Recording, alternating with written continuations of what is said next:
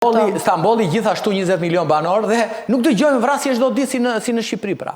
Më thënë, një polici e ka që frynë organik nuk arrin dot me mjetet, sepse tashmë edhe mjetet edhe nuk jemi më policia e viteve para 20 vitesh, 25 vitesh. Ka mundësira, ka mjete, ka pra për të bërë parandalime kështu me radhë. Pra nuk kontrollon dot 500.000 djem dhe burra të një moshe dhe në 50-60 vjeç. Ja, kjo është policia jonë sot. Ku, tani, të bëjmë një statistikë tjetër. E dini ju që nga 12 drejtor policie, 8 janë pa vetting.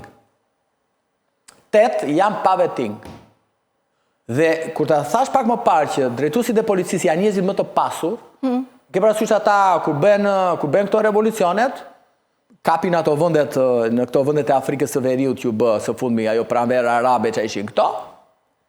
Kapnin shefat e policisë në banesat e tyre, kishin shtëpi të larë dhe bidet dhe vëtësët të çfarë kishin dhe banjë të kishin larë me flori.